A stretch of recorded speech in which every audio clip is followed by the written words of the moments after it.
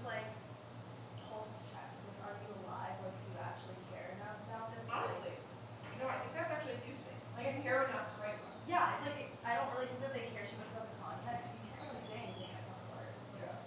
Important. I'll be honest. Thank you. Let's hope this,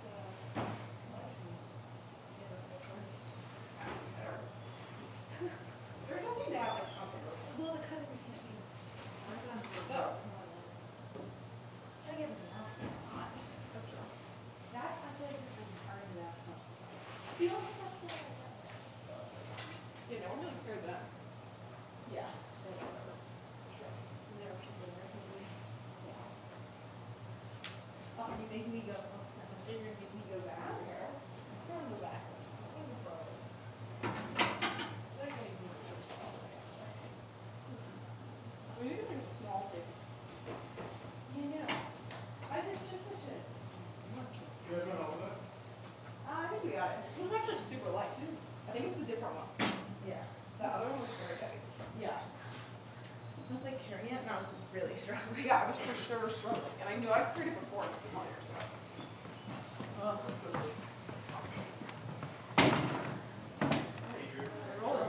Good, how about yourself? So are you cool with driving on an active computer? That our job. You can drive on a different computer, you can like look at the mouse, navigate Yeah, I to can the do middle. that today. Yeah. Sorry, I'm moving it. Do I have that little stool? Yeah, I have to come to everything.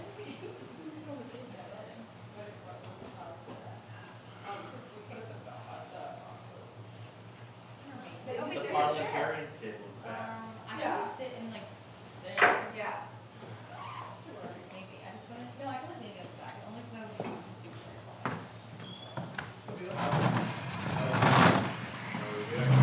Good, how are you? I'm doing just great, thanks. I don't know if Laksh let you know, but he's only going to make it, so we're going to. Yes, he did. Yes, he did. We can tally as opposed to. Oh, right. You don't have the clickers? No, he wasn't able to. All right, that's fine. So we'll have to do it manually for now. We can count. I'm going to send you a quick screenshot for my report, You would. What? Okay. or I can even pull it up online. No, no. Send That's it. easier. Send it away. Is it on Google Drive? If you could send it as a document, a Google document, and just share it with me. It's not even a document, it's just a screenshot. Well, that's what I'm saying. Is if you could just throw it in a document. Okay. Sure. Basically, however you can share it with me over the Drive. Would be the easiest.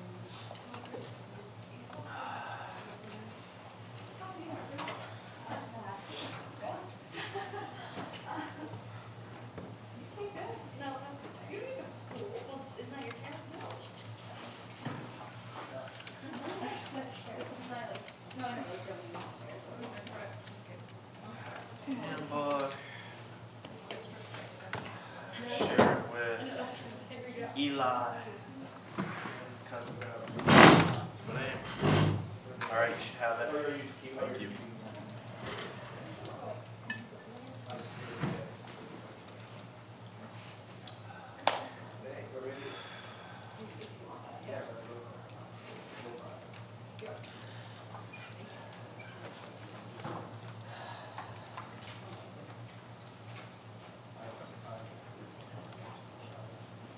So our section will be last, definitely not be do the report, okay? Perfect. And you just want me to navigate the thing? Navigate and talk, we'll share. No, I think yeah, I don't know which best. You want to show it too? I mean, there's not like a ton to. Oh, that one we had sister. You've got to fill your bowls there. It's gonna be right in the middle.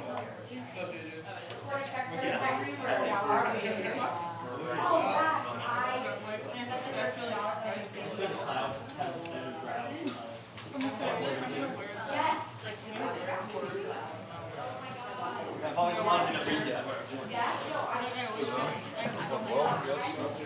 Yeah, it did. She was like very receptive to it. It's kind of, not necessarily surprising, but it sounds like there's like a real opportunity. Like a formalized thing. So, is that SSU? Of course. I'm gonna be honest, I'm gonna spirit this one. That's fine, but I will eventually like come to you if that product or whatever it is. But yeah, we'll talk. Well, I'll get you involved. I'll get you involved. You'll be involved. I don't have to, but you will be. It's exciting. It's like Oh, yeah. well, in thinking more, what happens in the next webmaster? What? We have some things to work on. That's really gross. This would be common. Yeah.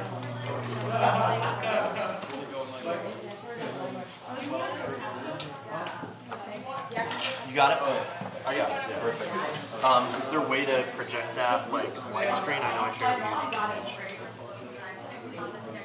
Have to handle it. Sweet. I'm just going to refer to that briefly to talk about the projects that we're working on there. Sure. How it is. Let's go. It's wonderful. Love to see it.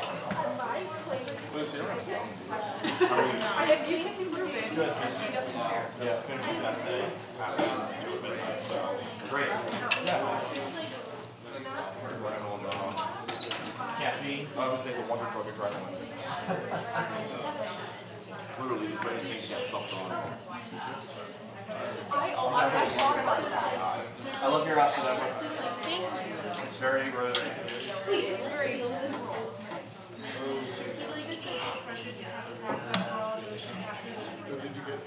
I think that's great. I actually thought about that, like, something similar. But I don't know, like, how to write that. I'm doing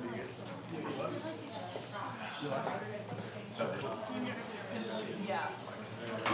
How long is your thing? Is this like 4 pages? No, she's here. She's here. Mine is like halfway done. I think it's like I know, exactly. I'm it's all just new. like a reasonable.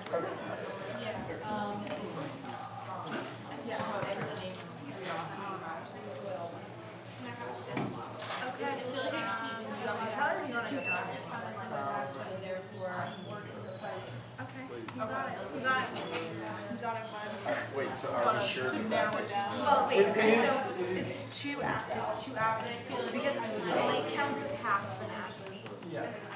So it's essentially a process. It's better to like cut it down and have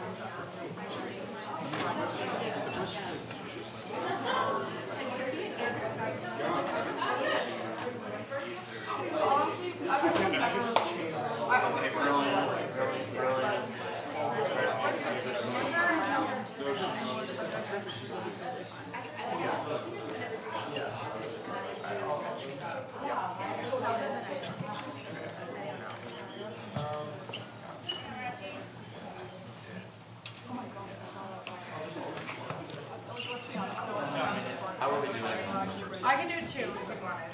Okay, yeah, that. We can do. I read the first couple books. We're doing. We've got 4 people that are being proxy for. That'll be a great meeting. I've got some. So, but if I start now, are we good with one? I've heard some of it, which I find I might have just considering it. I would guess so. If you didn't sign in with Matt, but you walked in, just raise your hand or go sign in with him. Matt, do you see these people raising their hands? Yeah. Absolutely. I see all of us. I'll see there in the year. You're adjourned. All right, try to come in quickly. We've got a big agenda tonight. Want to get it moving.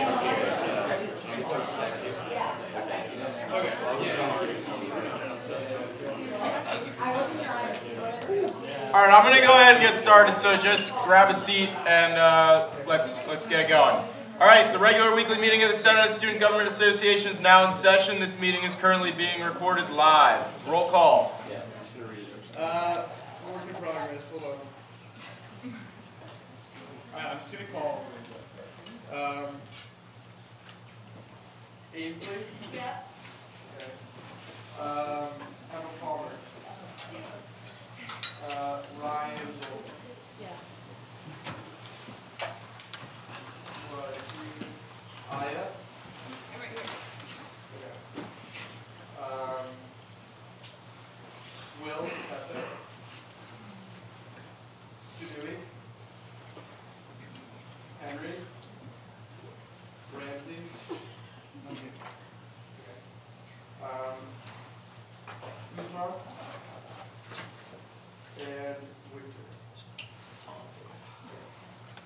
Okay, great. Do I see a motion to approve last week's minutes? Seconded. All in favor? Approved. Okay, this is going to be a bit of a lengthy meeting. What I'm going to promise right now to you all is that next meeting I'm going to have a short agenda, and I promise right now, you can hold me to this, we will be out of this room by 8 p.m. next week. That is a promise, signed, sealed, delivered.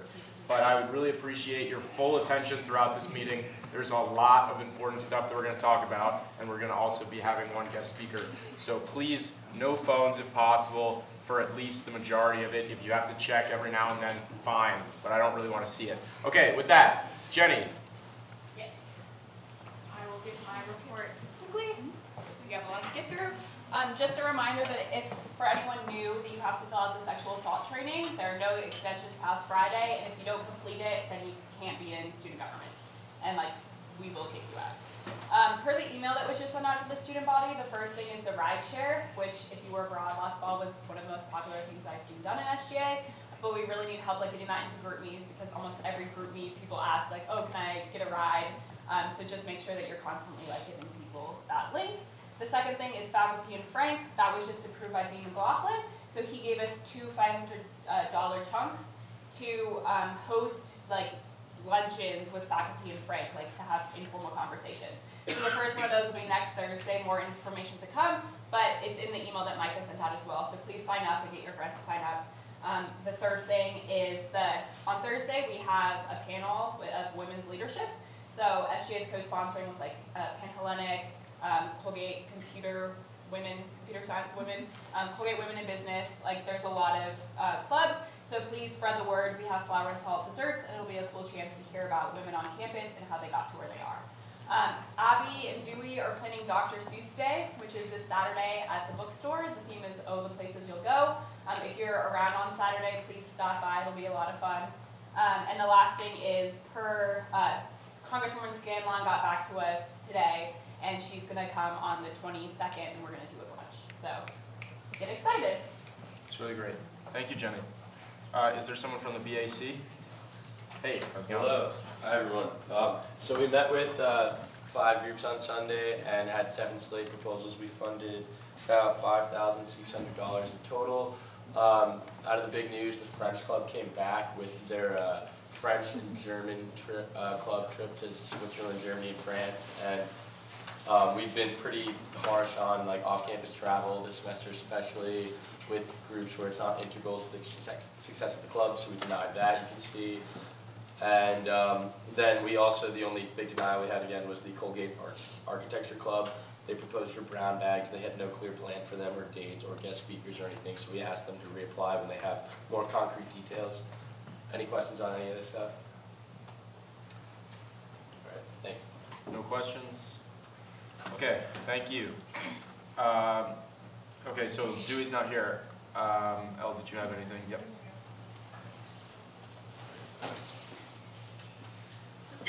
Alright, so this started the liaison report and then SOC in one. So again, because my job for the liaison is kind of try to connect SGA and then the different organizations we have on campus, and we're trying to push SPW's plan to get as many different student organizations involved as possible. I'm just trying to find different groups and contact them and let them know about the opportunity we're gonna have this spring. And then on top of that, we have the Cheese and Culture Clubs coming up for recognition next week, I think. And then kind of talking about preparing for the 14 Days of Green, and then kind of coming up with a way to help BAC funded events for student-run organizations to be more sustainable. Great. Okay. This weekend we're going to be giving out the thank you notes, so thank you to everyone who's helped on that. You're going to hear from me later with information about the presidential elections which are coming up. So there's a bunch of meetings that will be happening. We have our first meeting with any prospective candidates on Thursday with the election commissioners who unfortunately could not be here. There's going to be, the changes are, we'll go over them, but there's new dates and there's one minor change and one fairly significant change. And also just a quick reminder, if you're late to Senate, that does count as a proxy absence. So make sure you're on time so that I don't have to suspend your voting rights just because you showed up like 10 minutes late a couple times. Any questions for Lucy? No. Okay, Luke? Hey everyone. Good to see you all. So, not too much from me this week. I do have a printer update from Prince about printers in 113 Broad and in Parker Commons. So, B&G is checking those spaces this week to make sure that the printers are like good to install. And then, provided that they're good, they'll have the green light to install, and they should be in at the very latest by the time we return from spring break. So, those will finally be good to go, so that's exciting. I've been looking at possible dates for an event with the administrative deans as like a sort of get to know you kind of like brunch, lunch sort of deal.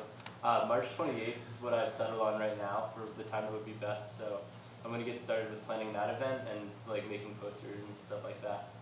So that's something that's happening. Also, I'm looking to get the conversation started again regarding Chris Johns' sticker map project that he started last semester. So I've been in touch with the diversity affairs coordinators and Kate about that. If anybody else is interested in, getting that dialogue started again, I think that's really important. So I guess for those of you who are new to Senate or haven't been in the loop about this, basically we've compiled information last semester about what spaces on campus are considered safe, unsafe, discriminatory, and so forth. And now I guess the place that the conversation needs to go is like what makes those spaces like the way that they are, and how can we improve the ones that have been deemed to be unsafe or discriminatory. So I'm looking forward to having those conversations and moving forward with that in the next few weeks. And let's see, is there anything else? I don't think there's anything else. Any questions? Where did you say the printers were going to be? Yeah, they'll be in Parker Commons and 113 Broad.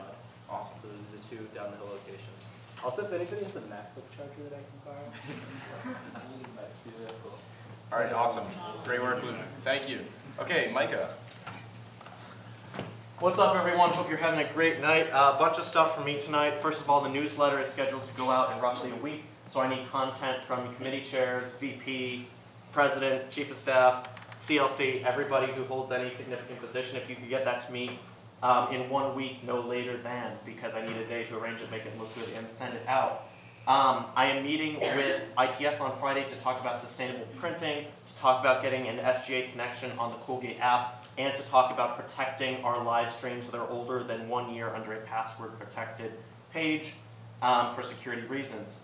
We're also continuing to send the Maroon News updates weekly for what we've been doing in Cabinet and Senate, and I'm going to be working with them to see if I can get a summary of the faculty meetings from them so we can learn what's going on more at the faculty meetings. I started on a transparency survey to check in with the student body about how we're doing. I hope to share that with the communications team and with the remainder of everybody else here in the next couple weeks. Luke and I met on Monday with Drew Harris to talk about two really important things. Number one is governance board memberships. Governance boards are where a lot of the decisions actually happen. They're boards that include, the president, dean of the college, and a lot of stuff happens on them. A lot of faculty are on them. Not many students are on them. So we're talking about how can we get more representation on the governance boards that actually matter. Second thing that's actually very important that I want to share with you, Eli, if you could go to the faculty handbook.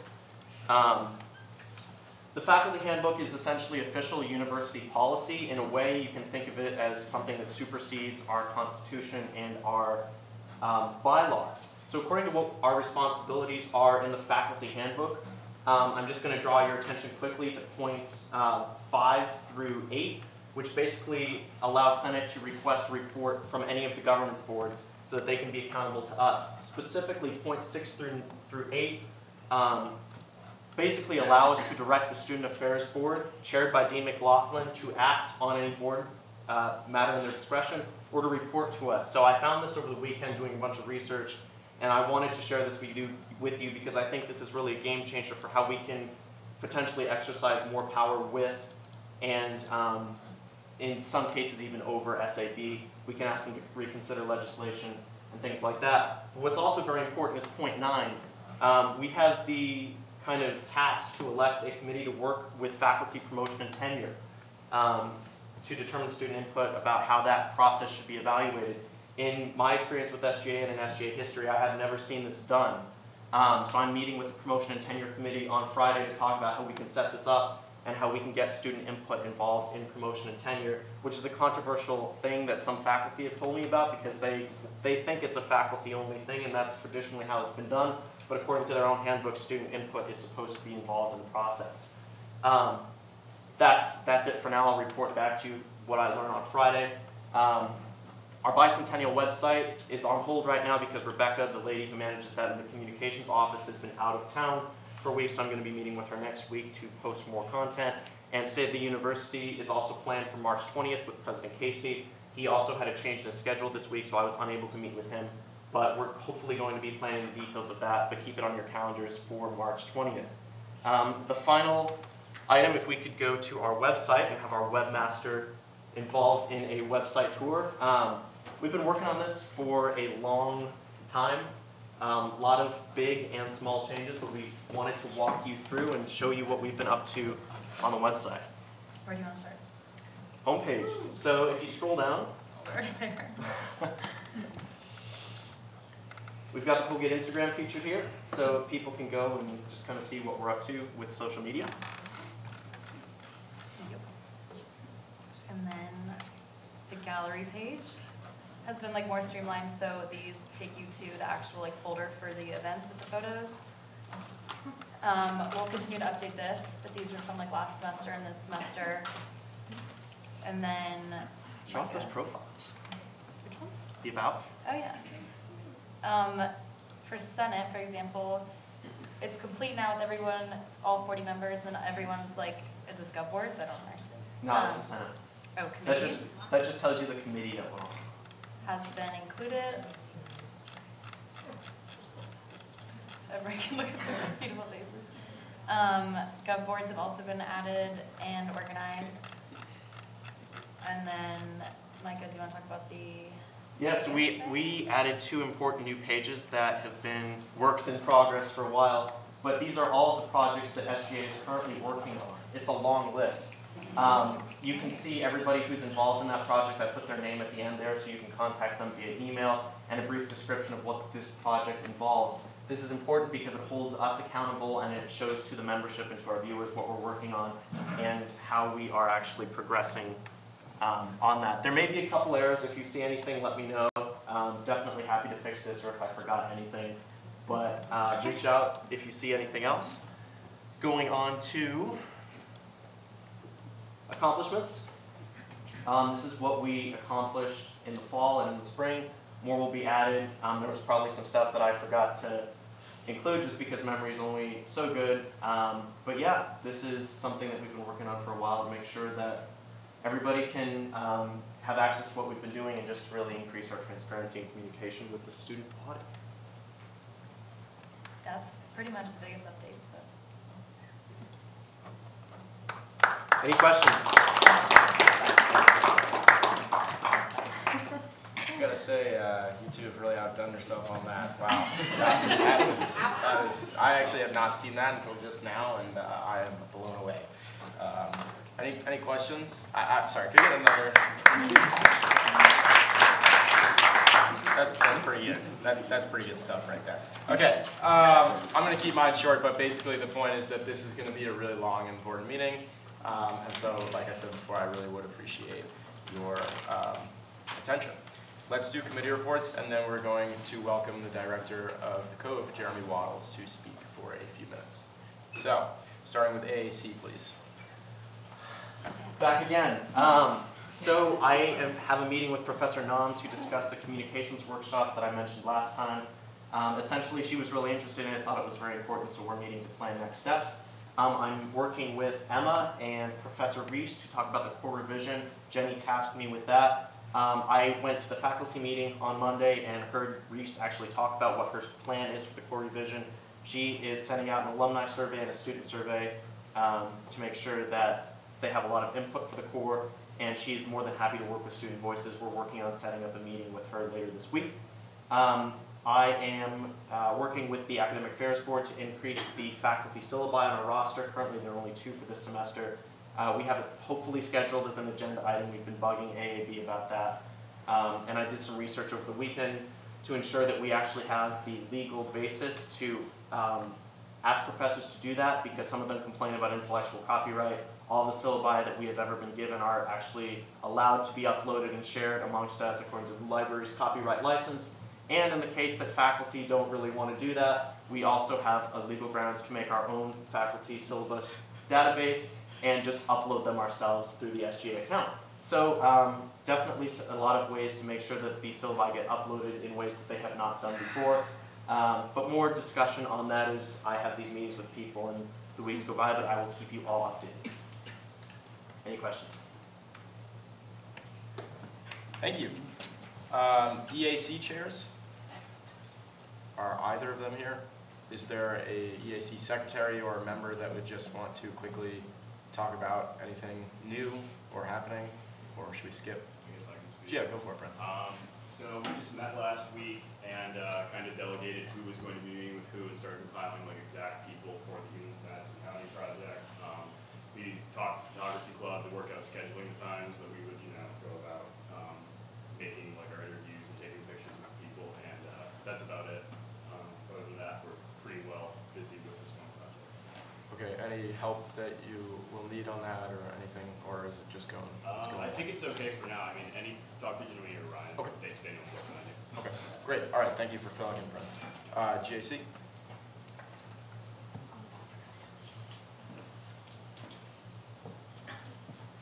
Hi everyone. We were supposed to have 2 bills coming forward today, but after talking with Eli and also just like looking at the Constitution, we don't think we really need to redefine the executive because it's pretty clearly defined that executive means executive branch, which leads me to a reminder that that no member of the executive is supposed to be a member of the Senate.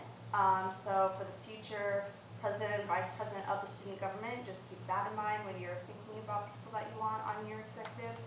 And then also if you are hoping to run for Senate next year, don't also apply for executive position and things like that. And I know Lucy will be coming down hard on that in the future. But we do have the bill to include warnings. So another senator had brought up this idea, and so we hope that you all have read the bill already so that any questions can be quickly addressed and we can quickly get through that. And then things we're working on now is considering how we might be able to add Senate meetings to the Colgate campus calendar. And then also looking at when we keep the live stream on and off and how that relates to closed meetings, confidentiality, and all of that. Any questions? All right, thank you. Thank you, Kira. Okay, SAC chair. Raj. So JJ met with the people from the gate people that are in charge of gate cards, and they showed her how to navigate the portal to find like your meal swipe and like flex dollar balance, but it was really complicated, so we're brainstorming ways to make it more accessible and easier, and possibly adding that to like the dining section on the app. JJ's also liaisoning with EAC for a possible tailgate event in March. There's a meeting scheduled with ResLife to discuss dorm imaging that's happening Thursday. Muna and Micah are meeting with Simon Fritz to discuss improving cruiser schedules and routes. Eli, Aya, and Ryan met with Stacy from ResLife to talk about their new off-campus idea, which is going to be on today's agenda. We're discussing that today. And then rescheduling a time to meet with you from dining concerning menus for Frank. But yeah, that's it. Any questions? That's great. That's a lot of really good stuff right there. SOC will skip, yeah, unless there's anything. Okay. And then last, Mark. Yeah, I'll make this as brief as possible. Seniors, you have the senior ball on Friday. If you did pick up a ticket, you can still go. You just don't have the drink wristband. I believe it's the official policy. Juniors, hold tight. We are planning some cool stuff. Sophomores, if you ordered a shirt, you can pick them up now. There are emails going out about when we're tabling the coop, and you can come pick them up. And also, senior declaration is on Friday, so make sure you declare at least one major. Get the paperwork in. by Friday. And first years, there's a Chick-fil-A study break next Tuesday coming up, so get excited for that. And then also SPW applications due on Friday. Please remember to submit them, because if students don't plan events, there will be no events. So please do that. Any questions? Do you know when they're going to decide to approve the events? So it depends on the size of the event. I believe large events we're meeting before spring break to get those approved. Things that need a lot of planning, but smaller events, I believe I don't think there's an official date, but I believe large events should at least, I forget what the exact threshold is, but if it's like a sizable event, if you have like a large concert or high attendance, then there should be a meeting before spring break, so people can get started on planning. Is the Chick-fil-A open to all class years? I'm not sure, but it should be determined by Eli. Okay, great. Any other questions? Okay, with that, I would like to welcome the new director of the Cove. He is a Colgate graduate of 2005, Jeremy Waddles. If we could give him a warm welcome, that would be great. Thank you. First of all, where's Eli? Who's Eli? Is that you? All right, thank you for having me here. Yeah, of course. Appreciate it. My name is Jeremy Waddles. I am class of 2005. I started back here on January 7th. So I'm still learning a lot about how Colgate's changed in my time since I've been a student, and I'm really excited to be here. So thank you for your time. I know you have a packed agenda, so I will not go over time, I promise. So just, is anyone here involved with the Cove at all? What does some of you do, if you don't mind asking? Sidekicks. Sidekicks, great. What else? The Earlville Opera House. Okay, yep. So are you part of the Commons that's working with them? Cool, very good. Anybody else? Yeah? SAT tutoring. SAT tutoring. Okay, so you work with Amy and Liana and Sophia as the two student leaders? I think so. Yeah. Okay. Very good. I'm trying to get up to speed on all these names. So a little bit of my background, very briefly. How did I end up here after Colgate? I went to grad school. I was an English major. I went to, anybody an English major? Oh man, killing me. All right, well go take some classes in the English department. There's some amazing faculty here.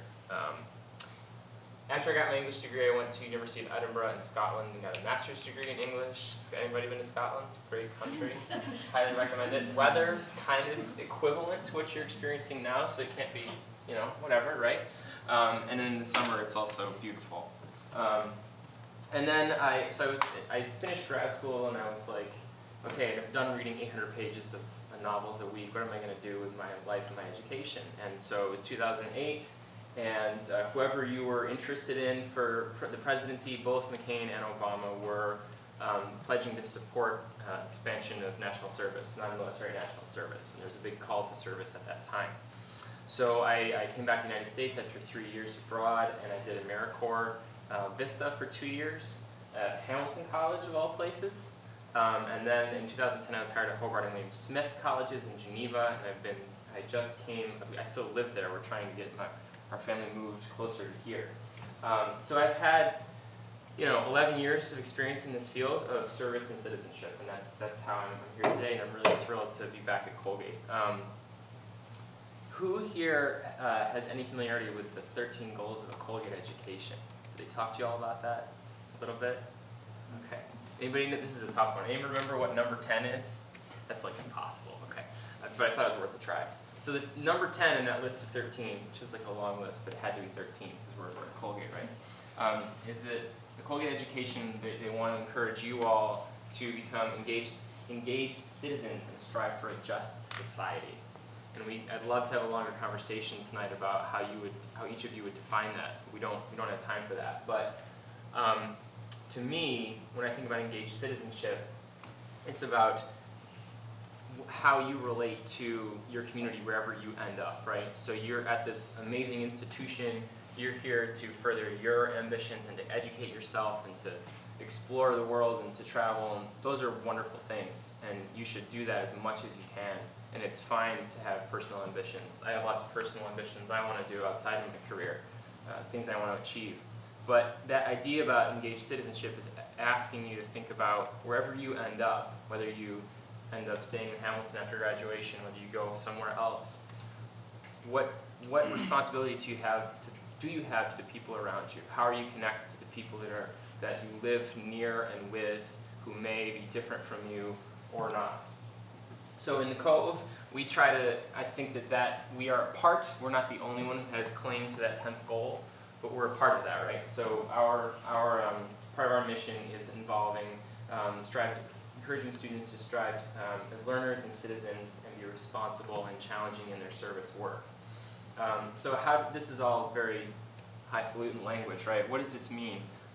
We have over 40 volunteer teams. We have hundreds of Colgate students. It varies year to year, but anywhere from 700 to 900 Colgate students each year that are involved in a series of teams. I didn't realize there were going to be so many people, so I don't have enough to pass out everybody, but if you're interested, I have a list here of all of our teams. They're sort of broken up by theme. We have community advocacy, education, environmental stewardship, and then a focus on public health. So that ranges. You can be involved with a local school district and tutor once or twice a week. You can be involved in mentoring. You can address, food insecurity. You can visit with the elderly. There are lots of ways to get involved. We also have an alternative break program, domestic trips and trips abroad. We are still taking applications for our trip to Ecuador. So if you have a little bit of experience with Spanish or you're conversational or fluent, then please, that's like the requirement, the basic requirement. But we have sent a campus distribution about, we're supposed to call it broadcast messages now. They changed the terminology. We sent a message about that, so check out that application. It's going to close on the 4th of March. Other things that we're involved with. We partner with Career Services on an initiative called the Common Good Network. I don't know if any of you were part of the Change weekend that happened a couple weeks ago. And so that's a way for current Colgate students to have conversation with alumni and alumni who are involved in the nonprofit or philanthropic or social justice world. And to recognize that there are many opportunities and careers out there in that type of work. And there's no end to the work that the world needs around building a better society and caring for others, right? We also have one-time service opportunities, one each semester, usually one around 9/11, and then we had another one to celebrate MLK's life.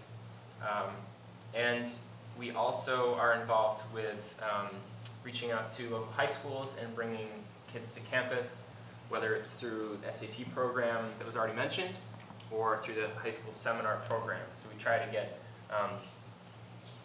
parents and kids who live nearby Hamilton to come to campus and have it be open to them to learn a little bit about what college life is like. If you are really interested in the Cove, we're in Lathrop 109, and if you get involved in a team or you become a team leader, that might be a good pathway for you to think about becoming an intern. We have about 6-ish positions each year. Those are paid positions. They're very involved in the work that we do. We don't take those positions lightly. Like, you're not just going to be like, oh, can you clean out the coffee machine or whatever. Like, we really want these to be substantive positions. So students are really planning service days. They're working directly with their peers on reflection on service, on evaluation and assessment of what's happening, setting goals, and things like that. And I guess the last thing I'll mention, kind of as a shameless plug, and I didn't start this because I came just last month, but last fall there was a big push to start a new initiative called the Colgate Boat Project. Hopefully some of you are familiar with that.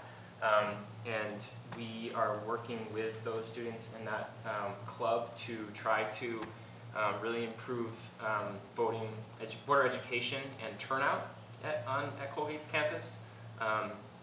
It was pretty rough in 2014 for the last midterms. We won't get the data back for a few months still on the last round of midterms, but we're hoping that there will be a big increase there like we saw with voter turnout in general last fall. And that again is a nonpartisan initiative. So however you're voting, good for you. Please just exercise your right to vote and be educated on the issues. And I think that's a very important thing that we want to try to move forward on.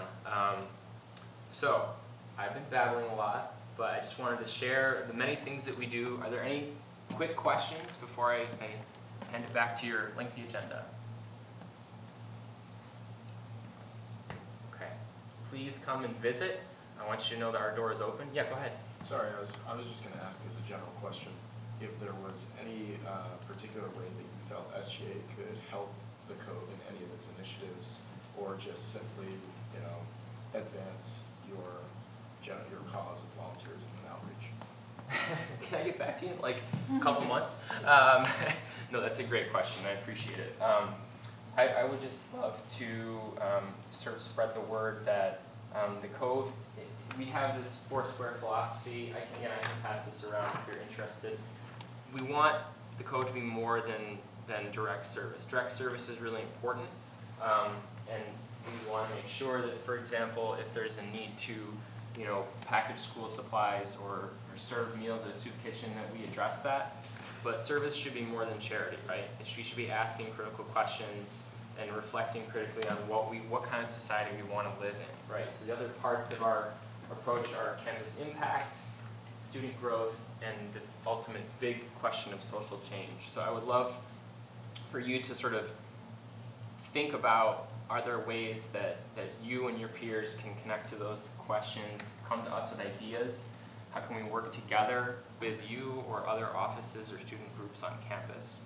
I think, like for me personally, I'm really excited about where the civic engagement question can go in the vote project, because it's not just about like showing up to vote. It's about, do we understand the issues, and do we understand the system is voting accessible for people? And there are maybe some interesting things that could happen with like the Benton Scholars Program. I had a really interesting conversation with a couple of the people involved with that about, you know, if you want to become a global leader, maybe you have to start thinking about local leadership. So if you have ideas about that, just please come and talk with me. And I'm sorry I don't have anything more specific right now. Okay, I came up with one thing just now. Salvage program, anybody heard of that one? Okay, a little bit. So at the end of the year, when you all are moving out, we collect some of the items that are in pretty good condition that you might leave behind or might otherwise end up in a landfill or a dumpster. And we collect those, organize them, and then we invite community partners, nonprofits to come and take whatever they need for their clients or their offices. So just thinking about that in big terms of providing, you know, addressing consumerism, reducing waste, and thinking about how you can really benefit people in the area. So that's the kind of thing when in like 2 months, 12 weeks from now, when you're moving out, we're going to be looking for help. There will be some student workers that we can hire, but just trying to keep stuff out of the landfills. I don't know if we have one nearby. In Geneva, where I still live, there's a landfill like 10 miles to the west and about 12 miles to the east, and it's disgusting. And so we take New York State, upstate in particular, takes a lot of trash from Canada, Long Island, Connecticut, New Jersey, and there's a whole range of issues there. So anything that we can do to reduce our waste, I think, is really important. Okay, I'm going to get off the soapbox now. You have stuff to do on your agenda. Please come visit us, and thank you so much for your time. I will stick around in the back for a little while if you want to come talk further. I have a brochure or a card, and thank you very much.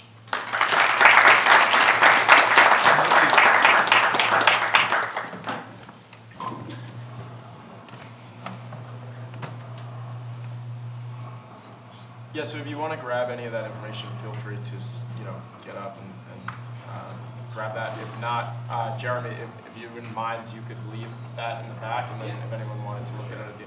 Thank you again for coming. Appreciate it. Okay, so now we're going to move and we're going to talk about the presidential handbook. Assuming it's going to come back. Yeah. All right. For those of you who are freshmen or don't know, we'll run an election now. In the next few weeks, we're going to get everything set up, and we'll run elections for our president and vice president for next year. So I met with the election commissioners. We have one new election commissioner, Nick, who will hopefully be coming in to get approved soon. So we want to, which we've kept the same from past years. There's a lot of really small details about violations that people can have and a lot of different information that we're going to go over with the candidates. So we have our first meeting this Thursday, and we're going to have them kind of, if you're a prospective candidate, you do not have to be sure that you want to run. If you're interested in running, you can come to that meeting and we will give you all the information.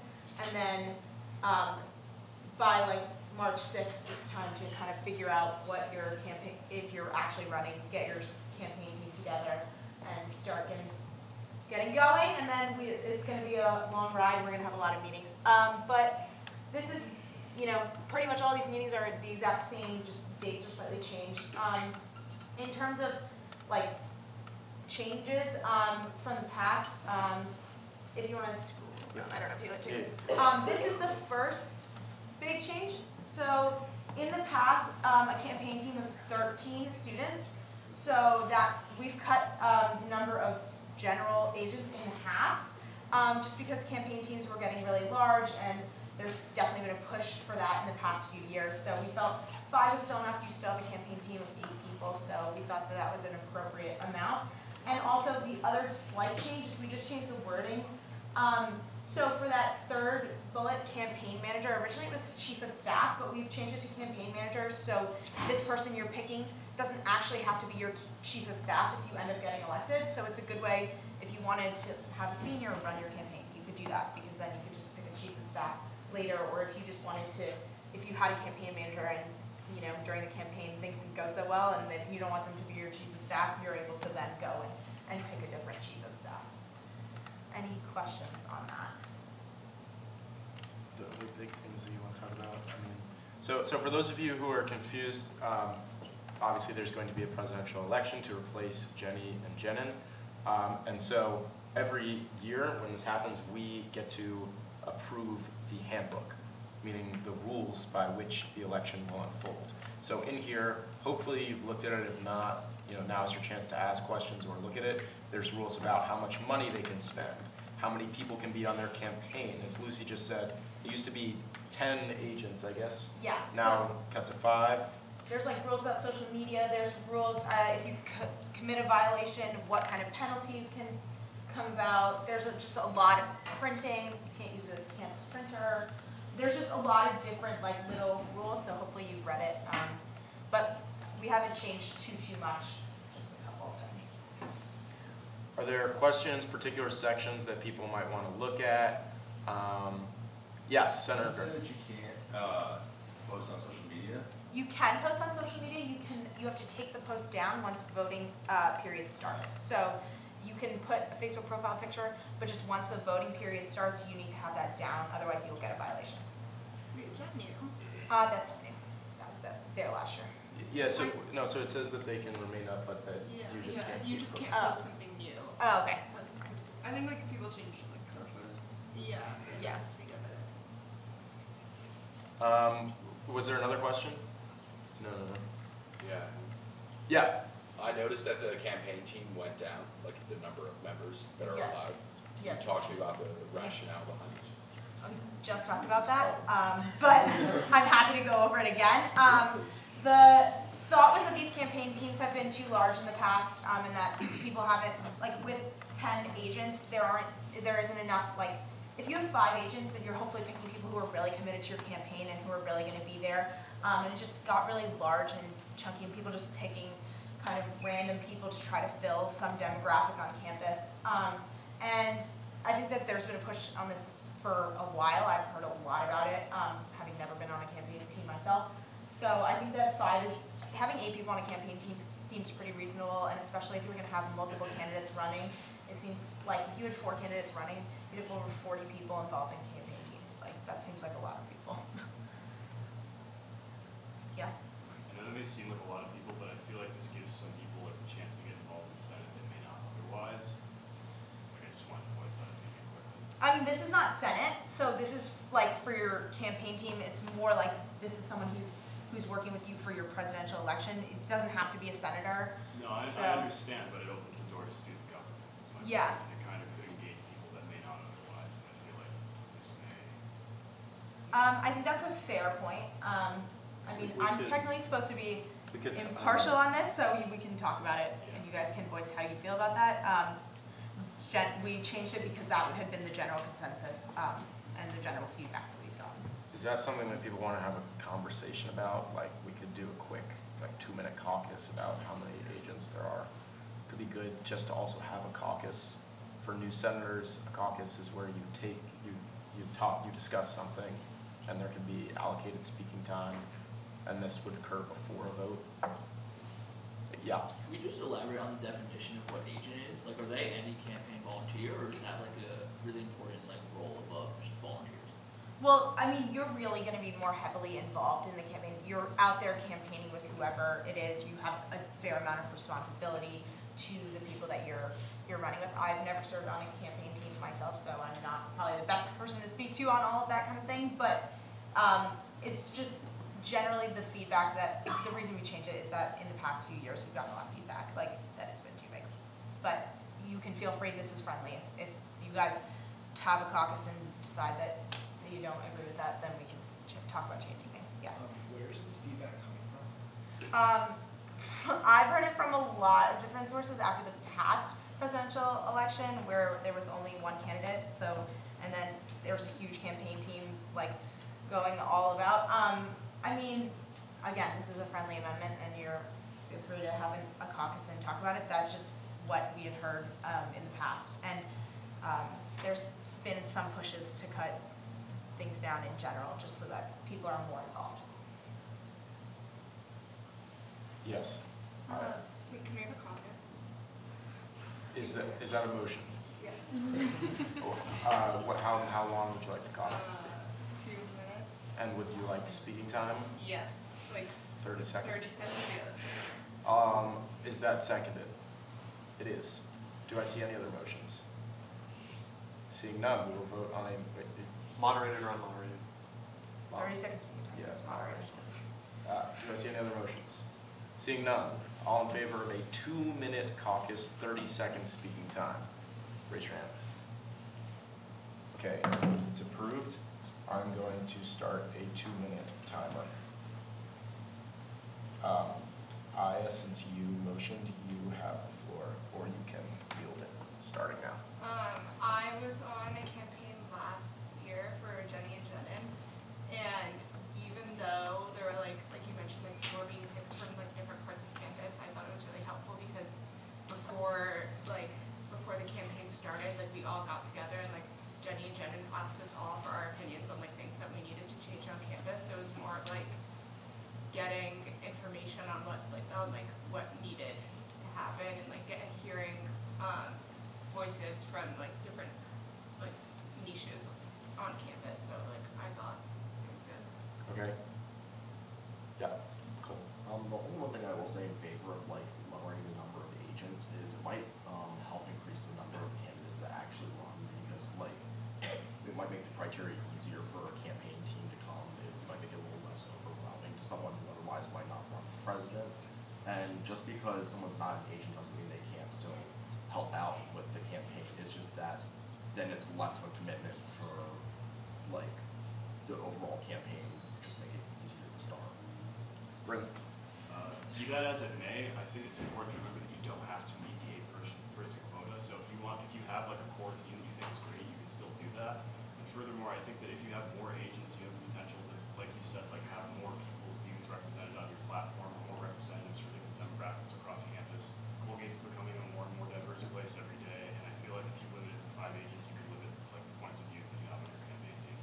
Okay, last 30 seconds. Anyone? JJ. I was on a campaign team my first year where there was a race, like multiple parties.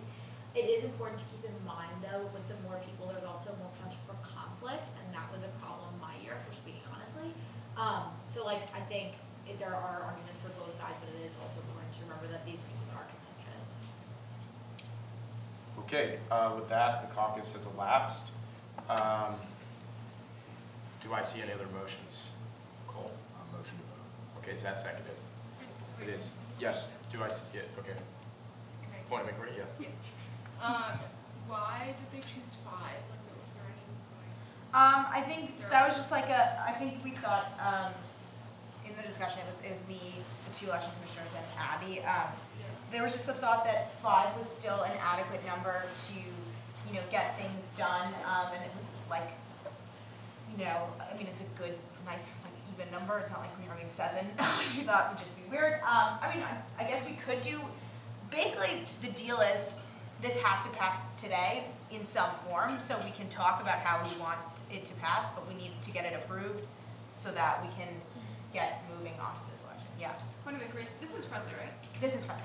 What if we went somewhere in the middle and said like, because I mean, moving down that far, I think it also lead to some kind of like stumbling when it comes to the election process. Yeah, I mean, we tried to make it like a little bit of a less of a blow, but I think maybe if we did 7, then every campaign team would be 10 people. And if 7 worked, then we could like keep moving it down as the years go. Yeah, I think that's a fair, I mean, I don't have an input on this. Let's get a raise of hands if you're in favor of 7. Raise them high. Raise your hands if you prefer 5. Okay, seeing if the bill is friendly with the author. Go for it.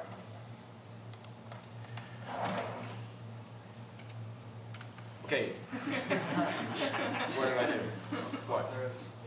Make it from 8 to 10. Oh, sure. Because that one was funny. Great. Okay.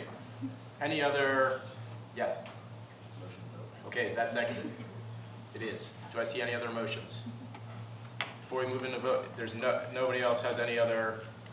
Yeah. Question. Yeah. Members, the agents on the campaign team aren't allowed to campaign after the deadline, correct?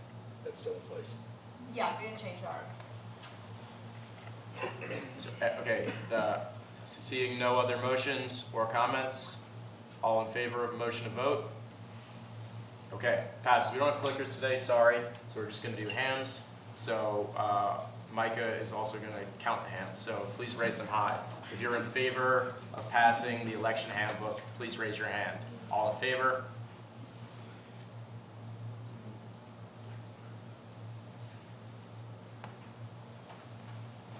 Okay, all opposed? All abstaining? Okay, it passes. I don't know if you have numbers or not. That's Unanimous. Unanimous, yes, great. Okay, keeping it rolling. So now we're going to talk about the GAC's bill for warnings for absences. And revoking speaking. All right, so this is pretty straightforward. Last semester we had problems with attendance and warnings and losing voting rights. And this is basically just clarifying whose duty it is to issue warnings. I think we just decided that secretary is probably the best person to do it for both committee and Senate meetings. You can just scroll down just a little bit. Sure. Yeah, so we're just adding this. The recording secretary must issue a senator a warning email for the next Senate meeting stating that they are one unexcused absence or proxy absence away from voting rights revocation. So it's pretty self-explanatory. Just get a warning, know if you're about to lose rights. And then the same process with committees. Yeah, same process with committees too. It's both on this bill. Yeah. Any questions? Pretty straightforward. Yeah. Motion to vote. Yeah, is that seconded? It is. Do I see any other motions? Seeing none, all in favor of motion to vote? It passes. We will now enter voting procedure. Raise your hand for yes. Raise your hand for no. Raise your hand for abstaining. Okay, the bill passes unanimously. Great work. Matt, you got that down? Yeah. Okay, so that's now your responsibility. Okay, is this the next thing on the agenda? It is. All right, so if you recall, what happened? Was there something I missed? A question? Yeah. So like if they don't email you, like say the secretary forgets, does that mean like don't lose your rights? Secretary will forget. Look at this guy. Stuck. Okay, is that on the record? All right. Yeah, so Micah, you want to come down? So, if you'll recall, 2 weeks ago, we had Micah introduce a bylaw bill to add himself as Director of Communications to the agenda What this bill did was change the language to the Constitution, and as I explained, if you were here, the constitutional change requires a 2-week period by which it will then be voted on, and that is today. So, you've seen this before, it's nothing new, and frankly, it's kind of already happened. So, is there any questions? Micah, do you want to say anything else? No? Nope. Okay. With that, do I see any motions? Yes? Motion to vote. Is that seconded? It is. Do I see any other motions? No. All in favor of a motion to vote? It passes. We will now enter voting procedure. Raise your hand if you would like to vote yes for this bill.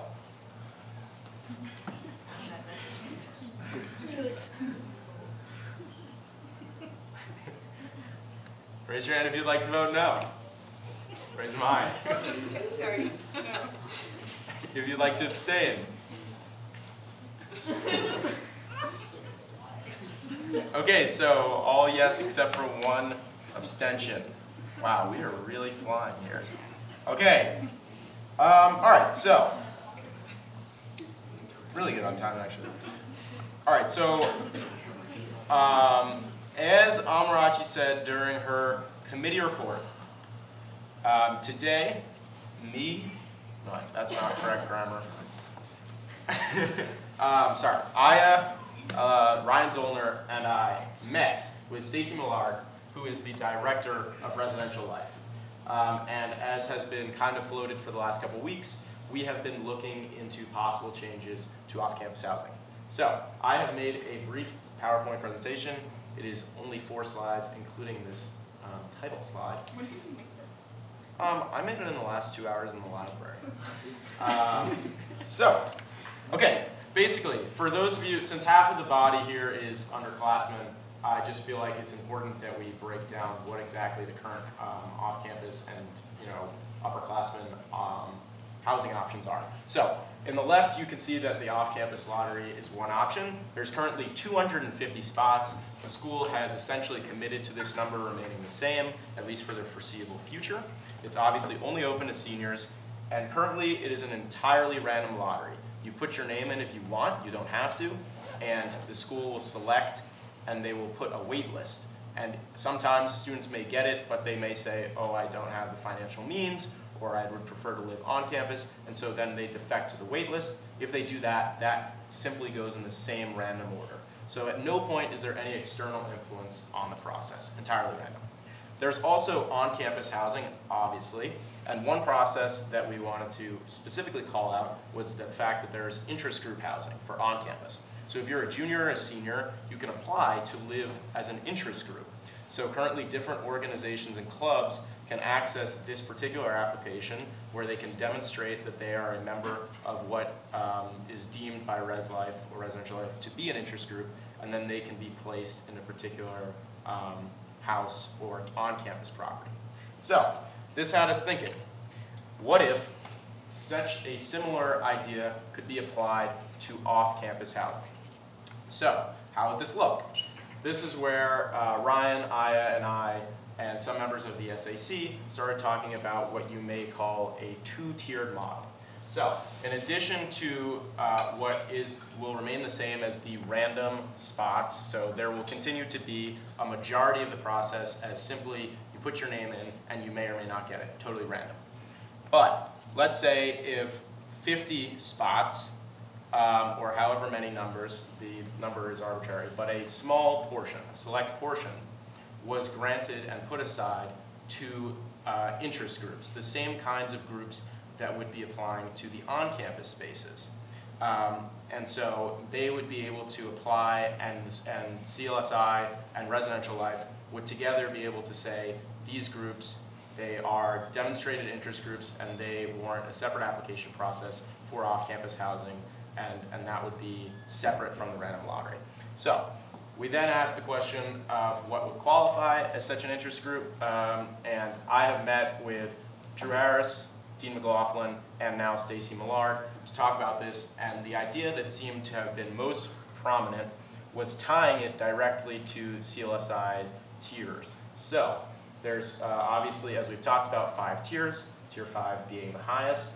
So the idea would be that any tier 5 organization in CLSI could apply and consider themselves to be eligible for this process, one of these however many spots. So the idea would be, just as you could apply for on-campus interest housing, you could apply as an interest group for off-campus. So as you can see, and as I've already said, we've met with a few pretty important people, and they've all pretty much said that this is an idea that they could get on board with. And so why I'm presenting this here tonight, and obviously Aya and Amarachi and anyone else who's been working alongside me on this is more than happy. Feel free to chime in if I missed anything. But we wanted to hear your thoughts as student leaders, as people who are members of different organizations, what you think about this, and that is what leads me to this slide.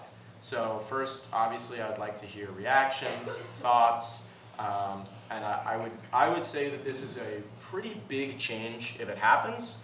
I do envision, and I did mention this specifically to Stacy Millard, that this would take the form of some sort of resolution where the Senate would ideally express how we, on behalf of the student body, feel about off-campus changes and present it to her, and also the Third Century Residential Planning Committee, which is currently in existence to think about how Colgate will move forward with residential life. And one thing that Stacy Millard expressed to us was that they've pretty much set what they're doing in terms of the first couple years, in terms of, what are they called? You know what I'm talking about, the community, Comments. The comments, thank you. So now they are very interested in hearing our thoughts for what to do with third and fourth year students. So all this is to say that this is kind of the idea that a few of us have come up with, and we would like to hear your thoughts. So with that, I think we could spend a pretty good amount of time talking about it. If people like it, they could say that. If people don't like it, I won't be offended, and I don't think anyone else who's been working on it would be offended. So go ahead, I'll stop talking. Billy. How are you going to prevent people from just like joining a Tier 5 club and using that as like a mechanism to get off campus? Yeah, so I think that's a really good question. I think that connecting it with Tier 5 does two things. One is it does motivate students to pursue Tier 5 with their organization. So it does kind of advantage or help out, and maybe, Drew, I don't know if you would agree with this, but it does kind of promote CLSI, and it does promote what it seems to be that they're trying to do, and get more clubs and student organizations to reach that full potential. I suppose you can't really stop, or maybe you all might have an idea for how to do that, but at the end of the day, it would still be an application. Somebody whose pay grade is higher than my own would be determining that. So, yeah, Nick. Would like a rotation be something of interest? Because I feel like if you do have a Tier 5 organization, I'm not really sure what organizations are Tier 5, but like let's say chess club is Tier 5. I don't think it is, but if it is Tier 5 and they get the house 1 year and it's randomized again, then they get the house again, and they keep getting the house again, like it seems like it's kind of unfair for people who are entering the lottery. So I feel like if somebody was to join a Tier 5 organization, was to have an off-campus house, like they shouldn't be allowed to enter the lottery like the next year or something like that. What do people think? Yeah, Brim. I think that's really good, but I think you need to be careful with defining interest groups too. Mm-hmm. I think that's something like what we were talking about with the mechanism before. I think if you define interest groups really clearly, like I think that will help with preventing that. Okay. Yeah. Well, I feel like since it's like a different senior every year, like it's not like the same kids, like it'll be different kids in the chess team every year. Like at the house, I feel like rotation, you're not really like rotating groups, people, you're rotating groups, so I think that's not really necessary. Yeah, but like, just to counter that, sorry, if you do have a chess club, let's say you have a chess club pub, and then like, sorry, I'm not talking about that, but if you have a chess club, and like, you're a sophomore, you're a junior, you're more than likely going to show up to these things, and like, then the next year you just keep, like, it's a monopoly on these off-campus housing, and like, that's very...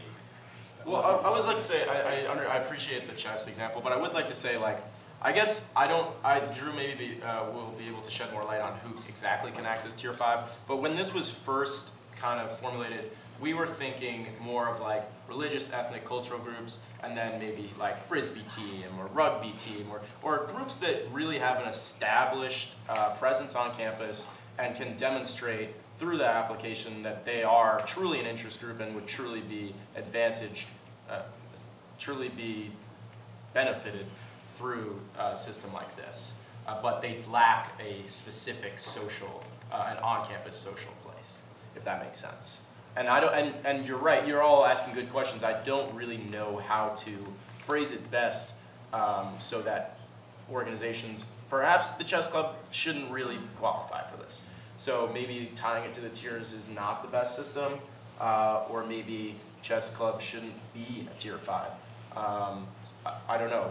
That's a good feedback, and I think that if people have other thoughts, yeah, Jen, yeah.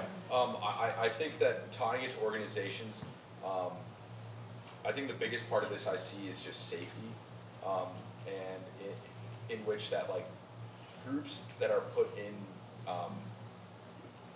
on-campus housing. I'm talking about like the applications that you have for on-campus interest groups. Like those have oversight by the university. Basically, any group that lives in an organization that lives on campus has that oversight from the university. And I think when you move away from individuals being able to apply for individual living spaces and you open it up to organizations, those then become less individual residential only spaces and then become residential and social spaces.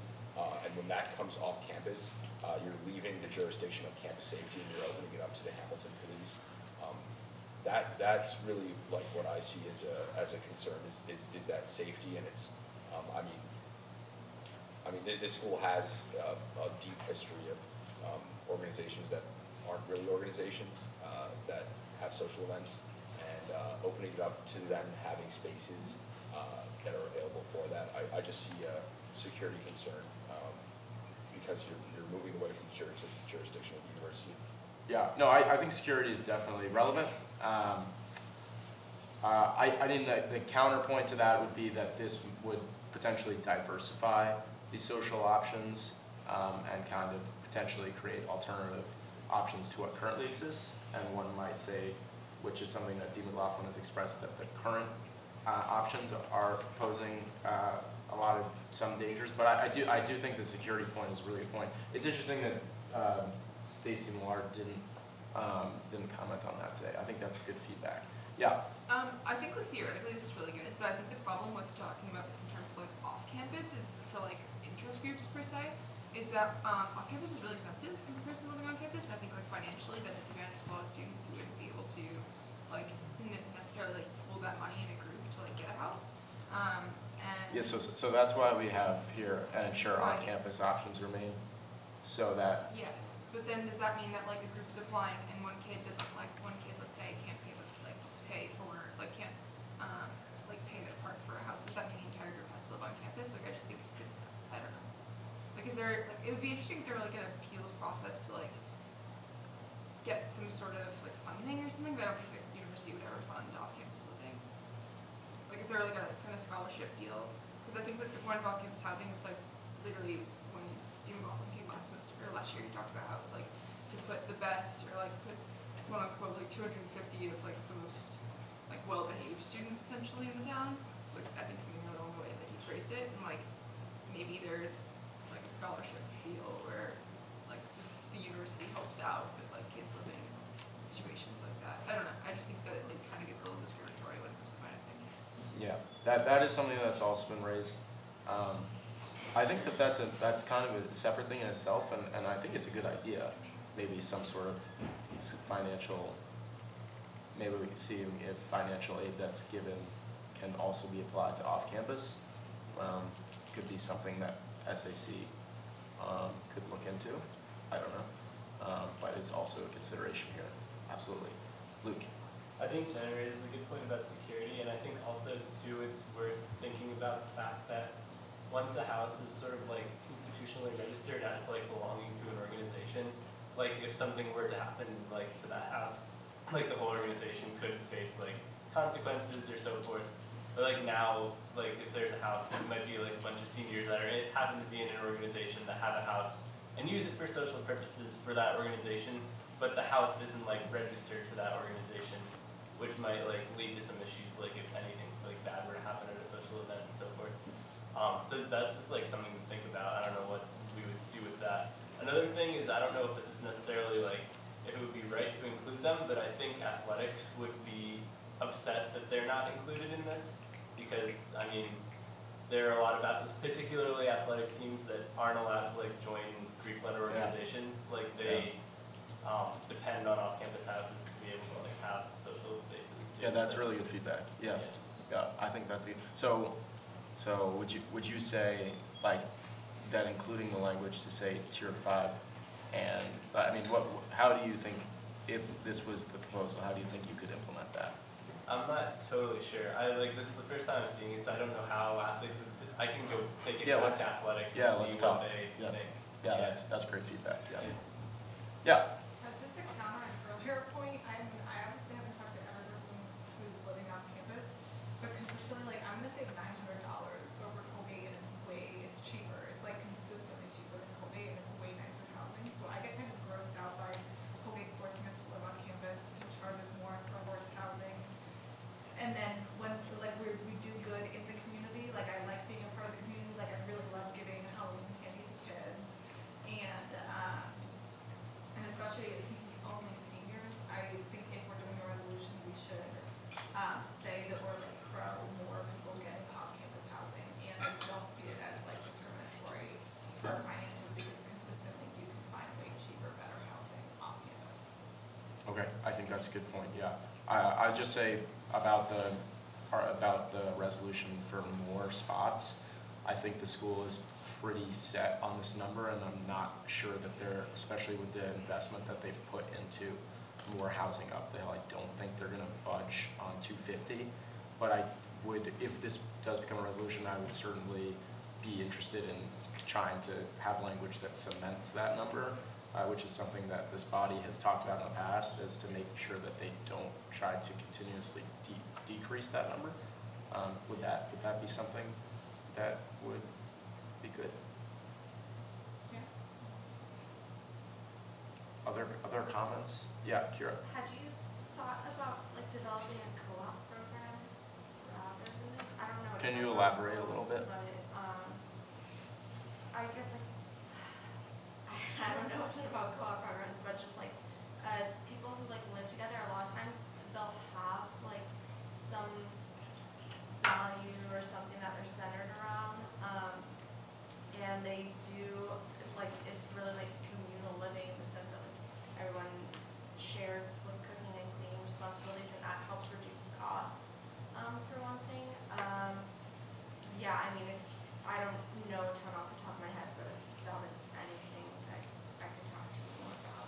Yeah, we can talk about that. Yeah, I'm interested. Yeah, I truthfully don't know that much about it, so yeah. Yeah, Winter. I'm just wondering if you guys thought about like the clubs and organizations that could potentially, apply for this and have on-campus housing or off-campus housing. Would they be clubs and organizations like that you could get into by signing up and then just showing up, or would you also accept clubs and organizations that you have to try out for? Because then you could potentially limit students from having on-campus housing or off-campus housing if they didn't make a certain club because they weren't as good as other people that tried out.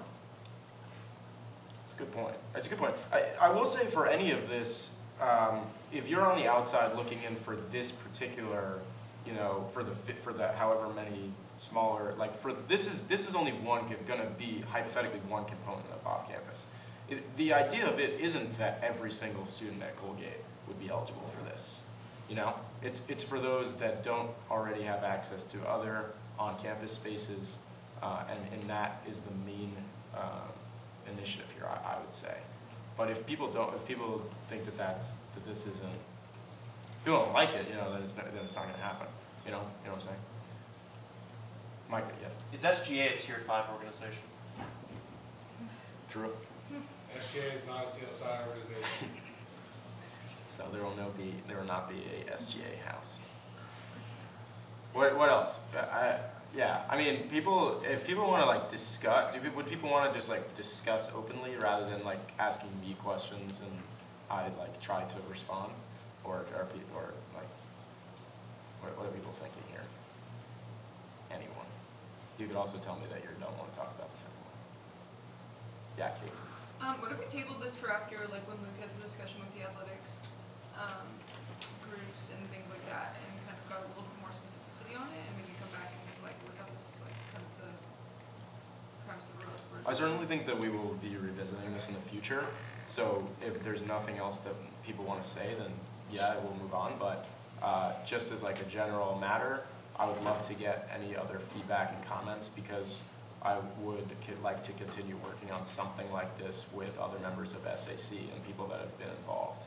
So if people have no other comments, I'm going to take what I've heard tonight and try to work with those who have already been working on it with me and implement these comments.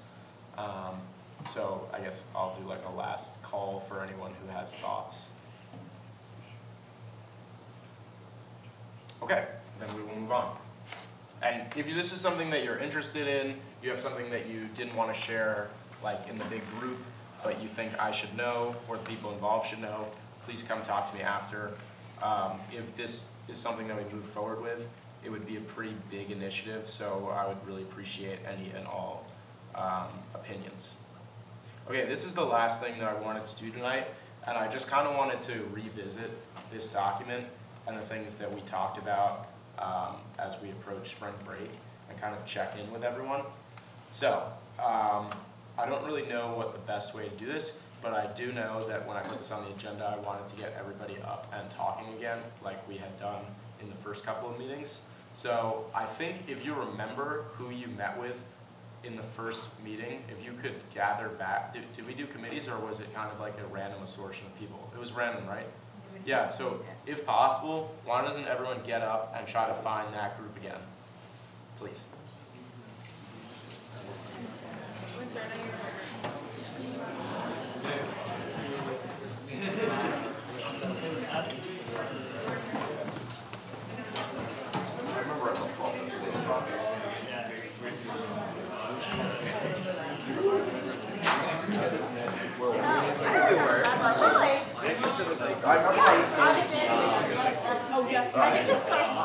That works.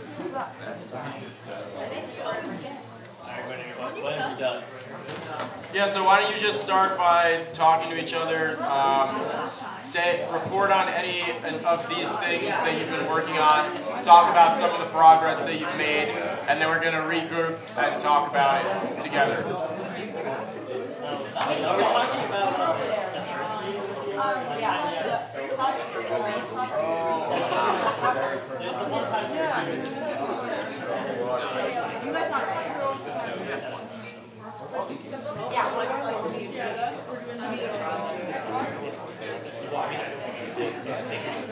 I think the one with your name on there. We're killing it. What's your goal on homes together? And then you have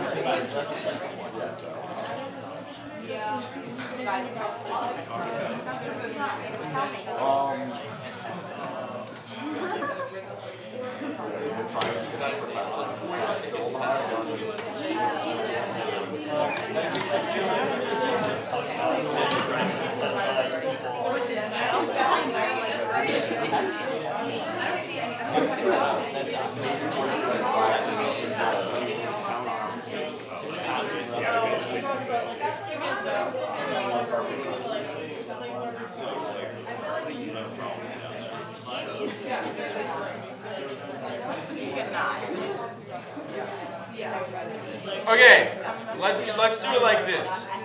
I'm just going to go around and ask each group to maybe give an update on pretty much anything that was talked about in the beginning. If it's repetitive and it's something that was already mentioned in committee reports, that's fine. But I think it's good if we can just make sure that we're continuing to work on the projects that we set out in the beginning. So let's start with the group in the back left. Do you want me to come back to you? Yeah. Okay, try to think of something. Let's start with the group in the back right then. The group sitting down in the back right. Oh, okay, so we were just talking about how we've noticed that the icing issue has gotten a little better. Like we've noticed that they've actually started to put more ice down all over campus, but it's not good enough because I know someone who just got a concussion from falling, slipping on ice. So like, still should probably know that. Okay, do you have any other possible, obviously we talked about this with Dan, is there anything else that should be said, should be done? Specifically the townhouse porch steps. Okay, I feel like if there was something where like everyone who lives in a townhome could access some salt like themselves, so like yeah, put that I on like that. people, but like you can go scoop some salt for your own. Okay, Jackie, can I put you on the spot?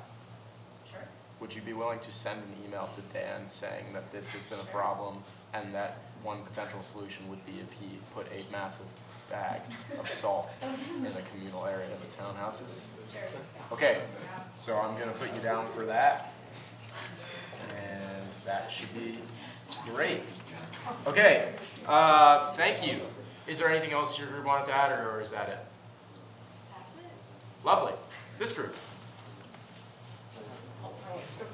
Yeah, so we had the polls last week. Yes. Which like went pretty well, I think. Yeah, any updates? Would love an update. I've yet to contact ITS, but I feel like that'd be my next step. It's definitely harder to do what I originally wanted to do, just because of like security restrictions and I guess like technological restrictions. But I still think that we can figure out more effective ways to pull the student body on certain issues.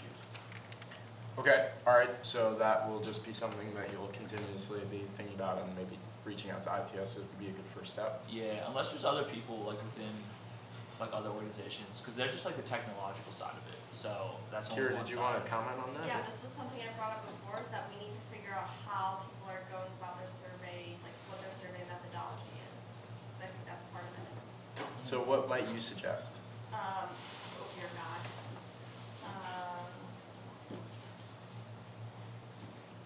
I guess like we have to think about who are sending out surveys first and reaching out to those people, or I don't know if there's like a measurement and evaluation department at Colgate, because a lot of times those are the kind of people that track that. I can work on that. Okay, maybe you and Winter want to have a discussion about that. Okay, anything else from this group? I think that was our main idea. Okay. SAC is working with EAC on the tailgate idea. Oh yeah, I'm texting Ryan right now about it. Yeah, what should we expect about that? Well, it started with, because I wanted to do it with CLC, and then CLC just like got money, like 2020, and did the Chipotle burritos, like women's hockey thing, like 2 weeks ago I want to say. So now the plan is to do it on a weekend where there are like multiple teams, rather than just focusing on women's hockey. So I'm just going to try and find a weekend, work with Ryan, see how much money we have, and then go from there. I like that. I like that idea. Big turn, huge turn. Also, Yes. less significant, but maybe not. The group on Facebook. Yes. No, it hasn't like gotten much traffic, but my roommate really wants to post her electric kettle, so I'll let her know tonight. I think she did. Yeah, she did. She did it? Yeah. So I will say about the buy sell is that it is up and running, and there are a couple hundred to maybe 300 members. I mean, obviously, we can't really push it. I mean, we could push it more, but I mean, the point is, like, if you have something you want to sell, post it in the group, you know. And if you want an electric kettle, offer to buy it, because I'm pretty sure she's selling it for like what? She said 15, barter, maybe buy for 10. I don't want to misquote, but I think she would. $15? Yeah. Do you think that's a lot or a little? A little. That's a terrible deal. So somebody right now should go in this group and say, I want your gosh darn $15 electric kettle. You should be bidding more. And you should also. Bidding more right now. But yeah, are there questions about the buy sell? Are there suggestions? This could be feedback for me. Like, is there something else I could be doing to promote that? Matt's buying the kettle right now. Yeah, what's this page called? Okay, great. This is great. Okay, it is Colgate buy plus sell. Okay. Are you a member? No. All right, is it public now? I tried to make it public. Okay, I got it. You got in. You see the post. Yeah. You're gonna You're gonna comment. What are you gonna comment, Matt? I'm gonna comment. I want your kettle. Okay. All right. Okay, great. If anyone else has anything that they want to sell, I would highly encourage you all to post in it. Any other suggestions for how we can get more members or advertise? If not, we'll just keep moving. What was that?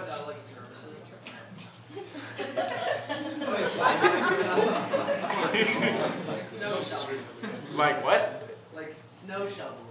Okay, all right. Okay. All right. Yeah, okay. All right, I like that. No, that's really great. All right, so if anyone wants to offer to shovel snow, put that in the buy, sell, or other, how did you phrase that? Other services. Got it. Okay, moving on. This group in the front. Isn't SAC getting that digital tour? Yes? Yes? Not in SAC. I heard it. Yeah? No, none of us are. AAC. You guys are doing some AAC. Another one's up there. We always have a syllabi. What's happening? We're attempting to get the faculty syllabi, slowly but surely. I think that fits under course registration because you know the course that you're registered for. You can see syllabi. Okay, Micah, yeah. On the digital tour, I believe ITS instituted that on their new map. You also might want to check with them. They also instituted gender-neutral bathrooms and sustainability on the new Colgate map. Okay, wait, so that's important. Who was the person or people that were meeting? So so you're meeting on Thursday with the Res Life about the digital tour, right? Okay, so what you're saying is that that's already available? There is some sort of digital tour. I don't know how extensive it is. I don't know what areas of campus it covers, but you can go on certain areas of campus in kind of a Google Street type of view, see pictures from different places. I don't know the details. I can send you more information. We were going with the intent of having some kind of database of database of the room layouts. Yeah. But I see. Rather Right. than Good. cases on campus. Okay, two different things. Okay, good, that's good. All right, anything else from up front? No. Okay, yep. Yes, I mean, I know when we talked about this, and then we had the idea where people wanted to have a way, look at the different kind of room configurations. Then more than just a floor plan, you can only see during housing selection. So we have a meeting scheduled with one of the directors to talk about their concerns, if we were to do the project, and then just discussing how we go about once we take kind of general photos of different room configurations, where to put them in order to have reach the most amount of people. Okay, where do people think that would be a good thing?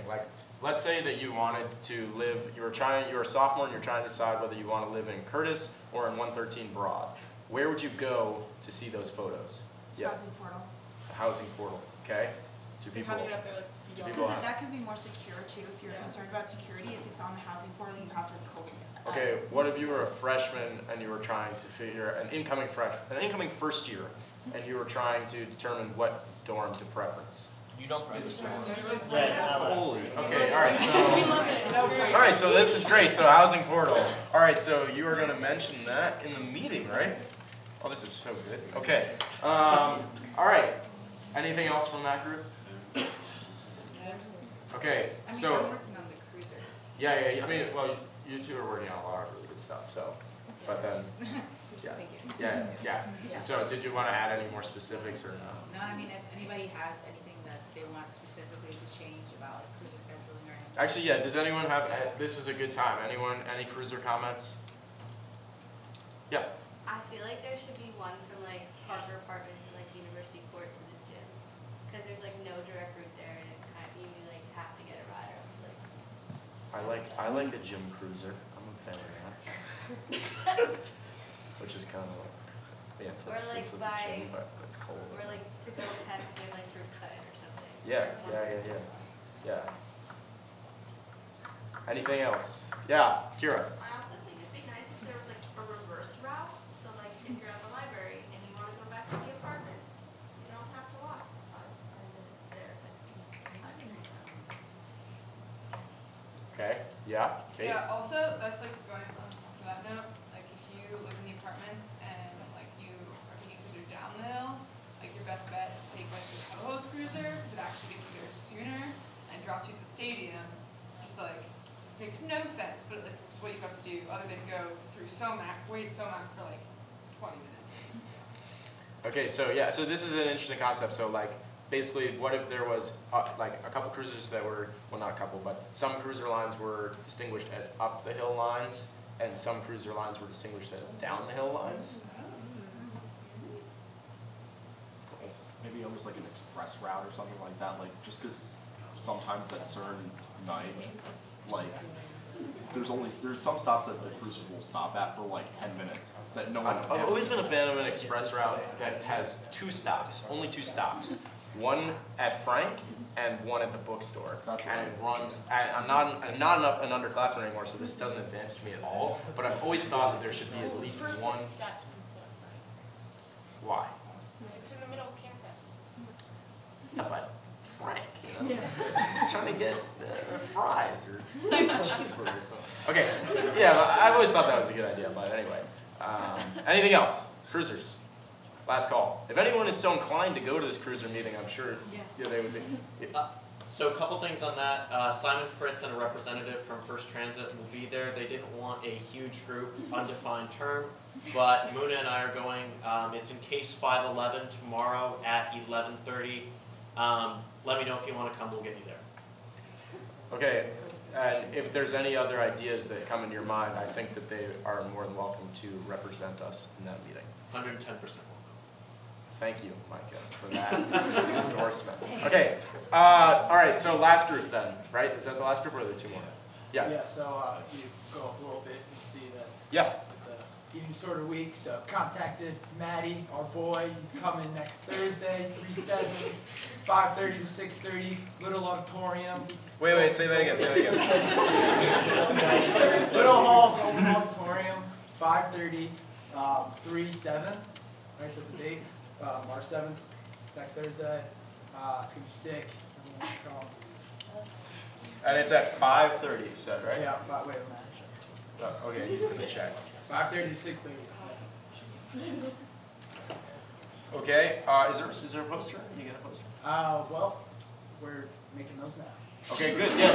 No, that's totally fine. I'm just asking because our wonderful director of communications, I'm sure, would be happy to put that on the SGA Instagram. Once we get the contract signed. Does everyone follow that? You know? Yeah. Yeah. So sorry. I'm sorry. You know what? I'm so sorry, Amarachi. Amarachi would be happy to. You know, would you want to design the poster? You know? I'll put you down for that. Okay. What else? Anything else? Is that it? Yeah. What? Okay. We're gonna. All right. All right. Last group. Yeah. One thing that relates to polling that came up on AAC was just kind of the transparency behind how survey results are released. We didn't really have any action or plan for this, but it was something that we did discuss, and just kind of like the protocol for how survey results are published.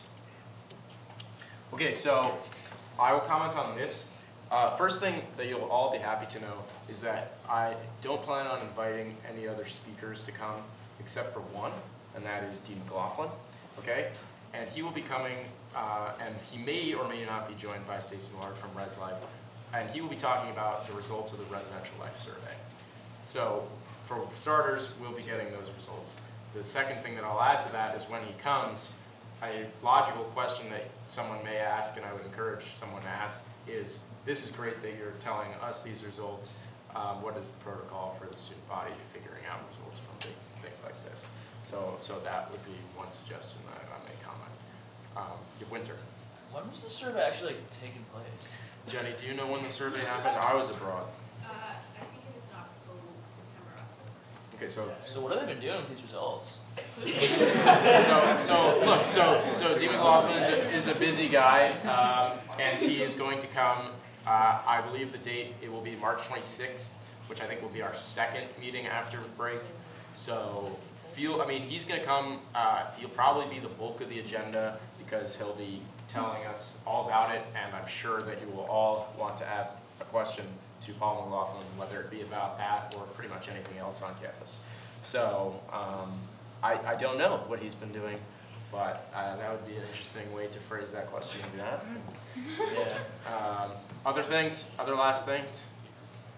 Yeah, so again, I mean, I'll just echo what I said last meeting, is that I think that this group continues to pump out really, really good ideas. And I do think that we're starting to kind of hammer a few of them home. And props to all of you that have been really accomplishing really great things. But I guess one thing that you'll notice here is that the works in progress list is extremely extensive, whereas the accomplishments, not that these things are not important, but they're a little shorter. So I would encourage you all as we enter spring break and kind of head towards the end of the semester almost, to really think about how you can take action steps on some of these projects. Are there questions? No. Okay. Any announcements? Anything at all? Events you want to plug? Did you buy that water heater, Matt? Oh, yeah, she hasn't responded, but I will keep you posted. Okay. Yeah. Luke. Tomorrow night, 8:30, the women's basketball game against Army Student Athlete Advisory Committee is having the one shirt, one body game, where if you bring a used Colgate shirt to it, you'll get a shirt. You'll be entered to take a half-court shot for $100. You will receive food. And if you wear pajamas to the game, you'll also be entered to take the half-court shot for $100. And then the shirts will be donated to Pathfinder Village, which is like a residential community for those with Down syndrome. And SGA will be working with SAC to make some of the shirts into quilts for people in town. So that'll be a cool event. I'll put the details in the group meet. Yeah. But come on out, support the basketball team, support SAC, maybe win $100. Yeah. That's not your basketball skills. Really great, really great. Any other announcements? Yeah, Abby. If anyone has a Polaroid camera or wants to help Dr. Seuss Day, let me know. If you need the help. Or a Polaroid camera. If it's a small one, does that work? Yeah. Like a really basic goal? Yeah, basic goal. Oh, you already told her about it? Okay. Yeah. Other questions? Other announcements?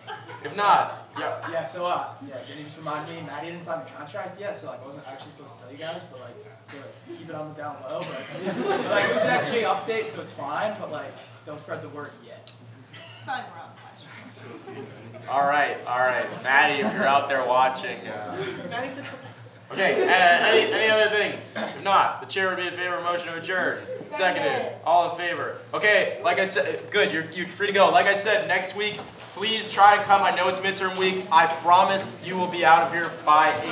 I have 4 midterms next week. I will not be here past 8 p.m. tomorrow. So, next week rather. So.